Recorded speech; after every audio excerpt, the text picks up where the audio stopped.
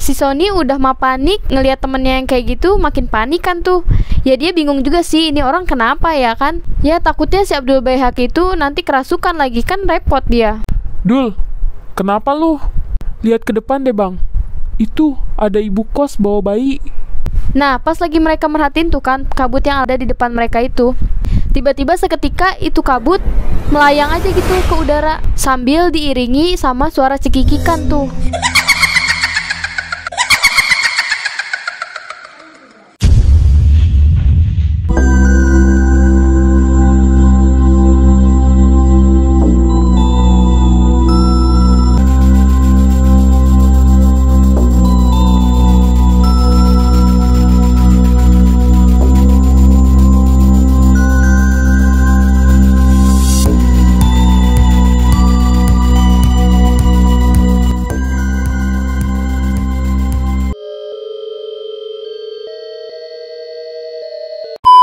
Bismillahirrahmanirrahim. Assalamualaikum warahmatullahi wabarakatuh. Kembali lagi bersama aku Fadia Prameswari di Ceramah Horor, cerita pengalaman dan ambil hikmah. Seperti biasa, apa kabar kalian semua? Semoga kalian semua yang menonton video ini selalu diberikan kesehatan, dimudahkan segala urusannya, dan dilancarkan rezekinya. Amin. Nah, di video kali ini aku masih mau melanjutkan cerita yang kemarin aku bawain, yaitu tentang pendakian spiritual di Gunung Lawu. Kalau kalian belum nonton part satunya nih, yang ini, kalian tonton dulu sampai habis biar kalian tahu jalan ceritanya. Jadi di part sebelumnya nih, kalau si Sony dan si Abdul Baihaqi itu, mereka berdua ditinggalin kan sama rombongannya di pertengahan pos 3. Dan seperti yang kalian tahu, kalau si Sony dan si Abdul Baihaqi itu baru pertama kali mendaki ke Gunung Lawu. Dan gak sampai di situ aja, ternyata setelah mereka jalan lagi nih melanjutkan perjalanan, banyak kejadian-kejadian horor lagi yang mereka alami. Penasaran kan seperti apa ceritanya? Tonton terus video ini, dan jangan lupa yang belum subscribe channel ini, subscribe dulu channel ini dan nyalakan lonceng notifikasinya agar kalian gak ketinggalan nih konten-konten aku selanjutnya. Oke, kalau gitu kita gak usah berlama-lama lagi, langsung aja ini dia ceritanya.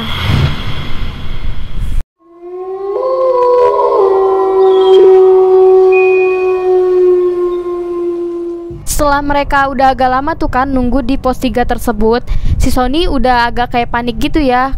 Karena di situ udah kelihatan banget tuh si Abdul udah kayak yang ketakutan dan kayak pengen nangis gitu.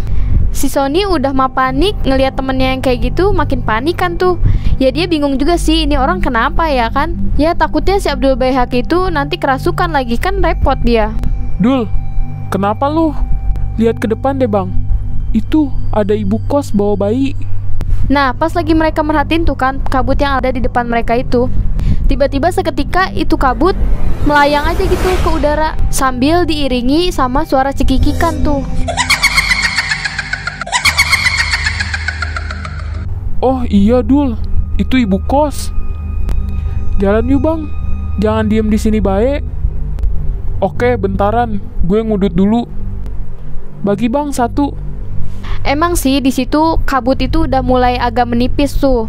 Tapi di situ ya si Sony itu kayak masih ragu gitu loh buat naik ke atas. Secara dia tuh kan gak tahu jalur pendakian di Gunung Lawu itu dan baru pertama kali itu. Daripada dia so tahu dan mereka nyasar, lebih nyusahin orang lain kan. Tapi di sisi lain dia itu ya panik juga sih kalau misalnya harus diem terus di pos itu. Karena kan kondisinya udah malam, terus banyak banget gangguan-gangguan yang mereka alami. Akhirnya mereka memutuskan untuk melanjutkan perjalanan tuh tipis-tipis. Mereka sambil jalan beriringan gitu. Di posisinya si Sony di depan nih, si Abdul di belakang. Nah setiap melangkah itu si Abdul kayak ngedenger suara nyanyian dari belakang. Daripada si Abdul itu parno sendiri tuh kan ngedenger suara-suara yang gak jelas lah dari belakang dia. Untuk memecah suasana juga dia nyanyi-nyanyi tuh sepanjang jalan. Opo ora eman Sulaiman, gue ketemunya setan. Apaan sih Dul?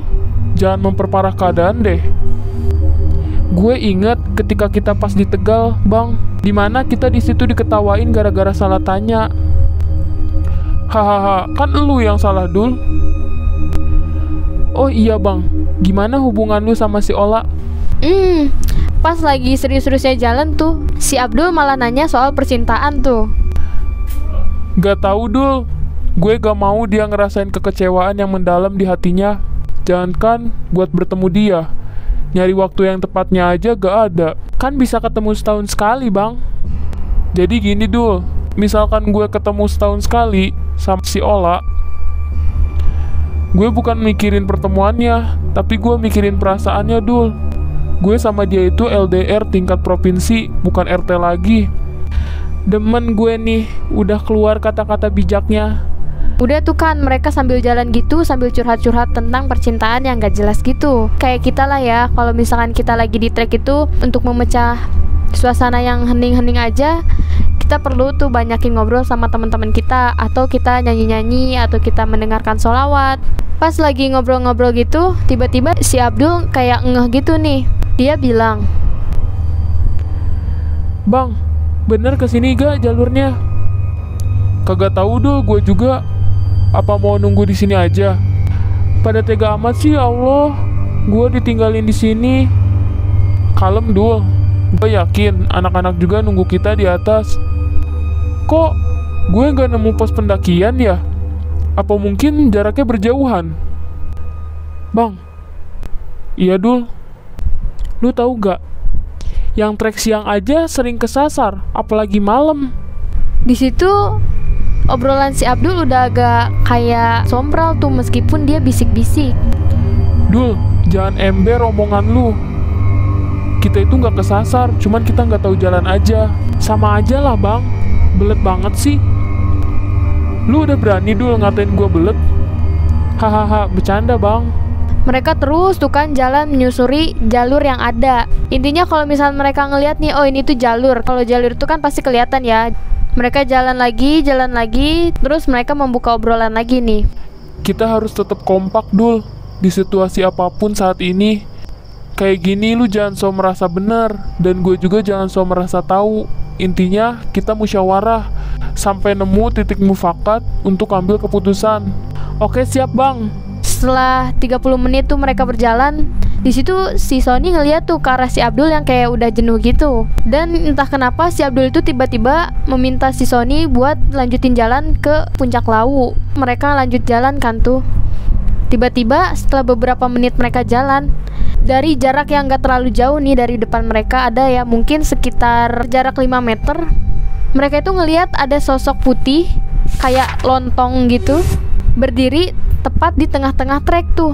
Posisi sosok itu berdiri membelakangi mereka tuh, dan kainnya itu kayak udah usam kecampur tanah gitu. Karena kan posisi si Sony itu awalnya di depan tuh, dan dia yang ngelihat duluan kan.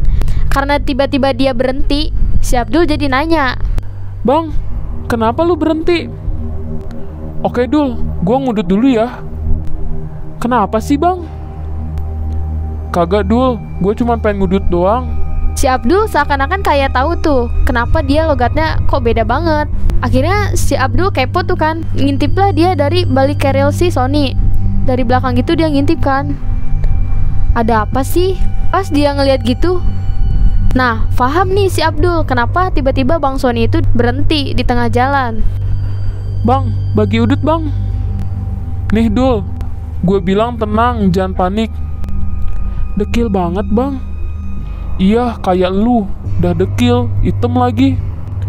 "Terus gimana bang?" "Ya nunggu dia pergi Dul. Ada-ada aja lagi dah." Setelah mereka ngerokok dulu tuh kan, abis kali 1 batang, dan sosok itu tetap aja tuh diem di trek itu. Mereka perhatiin gitu kan, kok itu sosok nggak ngilang-ngilang. Ya namanya si Abdul ya, dia agak-agak sompral gitu kan anaknya. Dalam hati si Abdul bilang gini, "Udah mah pakai outfit kusam, kotor, gak ngilang lagi." yang dilihat mereka nih ya, jadi seakan-akan si sosok itu tuh kayak gerak-gerak gitu loh, kayak ke kanan, ke kiri, ke kanan, ke kiri. "Terus gimana bang?" "Tunggu dia cabut Dul. Emang dasarnya lu takut kan sosok itu bang?" "Berisik Dul. Serobot aja sih bang, gak mungkin dia narik juga kan? Kan tangannya keiket." Cuman si Abdul Baihaqi nih yang kalau ngomongnya enak bener. Di saat dia ketemu ibu kos aja tadi, badannya mah getar semua tuh. Pas ketemu sosok lontong ini dia malah ngajak nerobos. Yakin terobos aja nih Dul? Iya bang, kita sambil lari. Gila kali lu Sakdul. Ini kan nanjak, terus bawa keril juga. Ya daripada kita diem aja gini bang, makin gak jelas nih kita di mari. Mereka awalnya ragu-ragu tuh. Kalau misalnya mereka nerobos, masa sih mereka harus nerobos itu makhluk, itu sosok? Tapi kalau misalnya mereka balik lagi ke belakang, juga mereka nggak tahu jalan. Ya mau nggak mau mereka harus nerobos itu makhluk. Oke, hayu terobos, tapi lu di depan Dul. Oke siap bang, gua kencengin gendongan dulu. Sialan, malah beneran lagi pengen nerobos nih bocah. Oke, gue juga Dul. Jangan mulai tanpa aba-aba dari gue ya. Siap bang.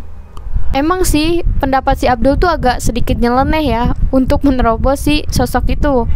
Cuman kan mereka mau nggak mau tuh, gak ada cara lain lagi. Turun gak mungkin, naik juga udah dijegat. Bismillah, Allahu Akbar, Allahu Akbar. Siap bang. Siap Dul. Sebenarnya si Sony tuh agak kayak ngeri-ngeri gitu ya. Takutnya tuh si sosok itu tuh pas dia mau lari mendekat gitu malah berbalik kan. Ya pikir dia takutnya dia tuh mental ke belakang gitu. Amit-amit ya, nauzubillah lah. Gue hitung sampai 3 ya. Oke siap bang. Hitungan ketiga pokoknya kita maju terus ngibrit, oke? 1. Ma. Di situ si Abdul langsung lari aja tuh ninggalin si Sony. Padahal kan baru hitungan ke-1. Aduh benar-benar ini anak. Si Sony yang ngelihat si Abdul udah lari duluan tuh kan, ya dia ikut lari lah. Mau nggak mau kan. Pas ngelewatin sosok itu, si Sony bergidik tuh sekujur badan dia.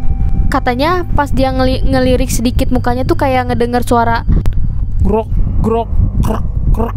Akhirnya mereka berhasil tuh kan ngelewatin si sosok itu. Tapi di sini yang anehnya, si Sony itu ngerasa kalau dia itu lari sekenceng-kencengnya gitu.